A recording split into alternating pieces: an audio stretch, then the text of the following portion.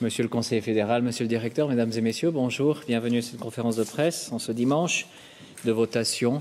Les résultats sont tous tombés, donc nous pouvons commenter ces résultats devant vous. J'ai le plaisir d'accueillir aux côtés de monsieur le conseiller fédéral Schneider-Hammann sur ce podium monsieur Hans Wyss, le directeur de l'Office vétérinaire fédéral, qui se tiendra également à vos dispositions pour les questions que vous voudriez bien lui poser. Je vous donne les résultats tels qu'ils sont parvenus cet après-midi à la chancellerie fédérale. Donc, les résultats de la loi sur les épizooties, cette loi a été acceptée par 946 200 voix pour et rejetée par 439 589 voix, soit un taux d'acceptation d'un peu plus de 68%. La participation, elle, s'élève à peu près 27%. Je vous donne un mot aussi sur le vote électronique. Lors des votations de ce week-end, 12 cantons ont à nouveau procédé à des essais de vote électronique et dans tous ces cantons, les Suisses de l'étranger ont pu voter par voie électronique. 2 cantons, Genève et Neuchâtel, ont aussi accordé cette possibilité à des électeurs vivant en Suisse. Au total, 14 236 électeurs ont voté par cette voie. Vote Elektronik entspricht auch einem echten Bedürfnis. Das zeigt die Zahl der Auslandschweizer, die sich per Internet an der Abstimmungen beteiligen. Mehr als die Hälfte aller Stimmen kam übers Internet rein. Den Rekord lief heute ist aus dem Kanton St. Gallen. 59,4% der Stimmen von Auslandschweizern sind übers Internet eingegangen. Voilà pour quelques mots sur le vote électronique. Vous trouverez aussi un communiqué de presse qui vous détaille quelques chiffres sur ce thème-là. Je passe maintenant pour le commentaire de cette votation la parole immédiatement à Monsieur le Conseiller fédéral. Herzlichen Dank, Herr Vizekanzler, meine sehr verehrten Damen und Herren. Die Stimmbürgerinnen und Stimmbürger haben der Änderung des Tierseuchengesetzes zugestimmt. Ich freue mich über den deutlichen Entscheid, denn er stützt die Haltung von Bundesrat und Parlament. Letzteres hat mit nur einer Gegenstimme für die Gesetzesrevision sich ausgesprochen. Mit dem Ja haben die Schweizerinnen und Schweizer sich für ein Gesetz ausgesprochen, das den Anforderungen der heutigen und kommenden Zeit gerecht wird. Vor allem gibt uns das Ja die Möglichkeit, die Prävention von Tierseuchen zu verbessern. Der Bund erhält jetzt die nötigen Instrumente, um in Zusammenarbeit mit den Kantonen Bedrohungen der Schweiz durch Tierseuchen frühzeitig zu erkennen und den Ausbruch und die Ausdehnung von Seuchen zu verhindern. Meine Damen und Herren, ich will nochmals ganz kurz das Ziel des revidierten Gesetzes in Erinnerung rufen. Es geht darum, die Basis zu schaffen, dass die Gesundheit der Tiere in der Schweiz erhalten bleibt. Dies ist aus mehreren Gründen ganz zentral und wichtig. Erstens, das Wohlergehen der Tiere ist den Tierhalterinnen und Tierhaltern und uns allen ein großes Anliegen. Zweitens, gesunde Tiere bilden die Grundlage für sichere Lebensmittel wie Milch, Eier oder Fleisch. Drittens, bei einem Seuchenausbruch drohten insbesondere der Landwirtschaft massive Schäden. Sei es durch Leistungseinbußen, sei es durch den Verlust von Tieren, sei es durch ein Handelsverbot mit Tieren oder sei es durch ein Handelsverbot mit Lebensmitteln tierischer Herkunft. Und viertens, es geht auch um die öffentliche Gesundheit, denn es gibt verschiedene Seuchen, die auf den Menschen übertragbar sind und zu einer ernsten Bedrohung für die Bevölkerung werden könnten. Heute haben wir auch im internationalen Vergleich ein hohes Tiergesundheitsniveau. Und es ist uns bisher gelungen, die Seuchenlage in der Schweiz konstant zu verbessern. Und das muss so weitergehen.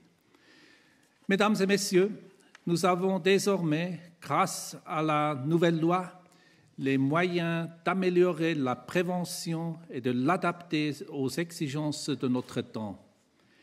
La mobilité accrue des personnes et des animaux, mais aussi les changements climatiques font que, de nos jours, les épizooties peuvent se propager plus rapidement qu'autrefois.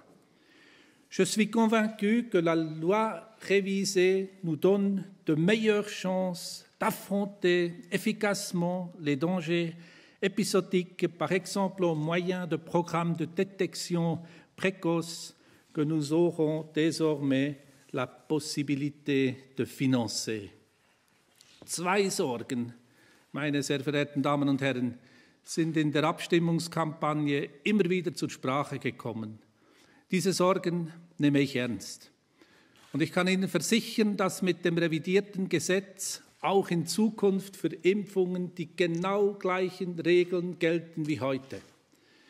Müssten in einem Krisenfall Maßnahmen getroffen werden, dann immer unter Einbezug der Kantone und der betroffenen Kreise und abgestützt auf intensive Abklärungen und wissenschaftliche Grundlagen. Auch die zweite Sorge ist unbegründet. Mit dem neuen Gesetz wird nicht eine Machtkonzentration beim Bund geschaffen. An der Zuständigkeit der Kantone bei der Tierseuchenbekämpfung ändert sich nämlich gar nichts.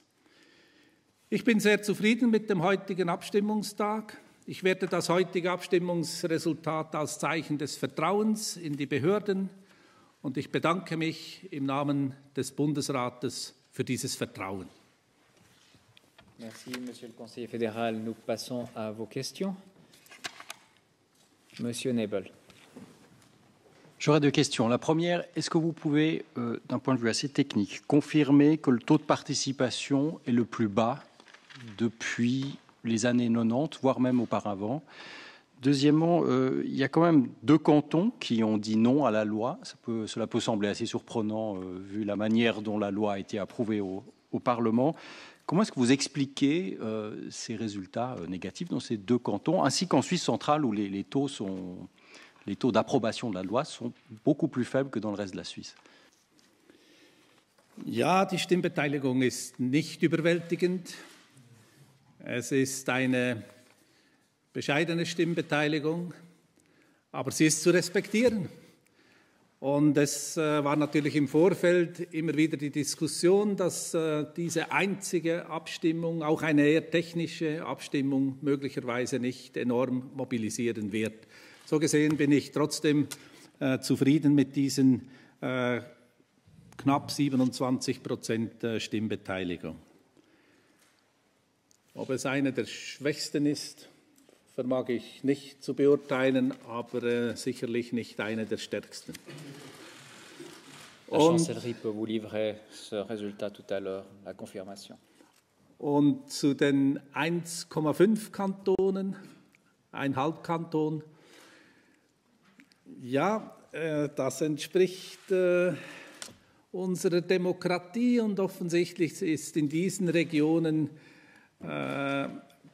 die Diskussion, das ist jetzt eine Vermutung, über die Impfungen und alles, was damit zusammenhängt, noch etwas intensiver geführt worden als andernorts und deshalb das entsprechende Resultat. Ich glaube, wichtig ist, dass die ganz große Mehrheit der Stände und eine ganz deutliche Mehrheit der Stimmbürgerinnen und Stimmbürger, die sich zur Urne begeben haben, der Gesetzesrevision zugestimmt haben. Autre question, Monsieur Studer. Ja, ich habe eine Frage. Nächstes Jahr kommt ja wohl das Epidemiengesetz zur Abstimmung. Da wird die Diskussion ähnlich laufen. Sehen Sie das ein bisschen als Testlauf? Was erwarten Sie da? Ja, ich spekuliere nicht, natürlich nicht. Ich glaube nicht, dass die beiden miteinander in direkten Zusammenhang gebracht werden dürfen, was die Stimmbeteiligung oder was das Interesse der Bevölkerung anbetrifft. Wir haben jetzt dieses eine technische Gesetzesvorlage gehabt und das Epidemiengesetz wird dann vielleicht in einem anderen Kontext ganz anders debattiert werden und damit lässt sich überhaupt kein Schluss von hier in die Zukunft ziehen und spekulieren sowieso nicht. Une autre question? Ça n'est déjà plus le cas, donc je vous remercie. Je vous souhaite un excellent après-midi. Bonne fin de dimanche à toutes et à tous.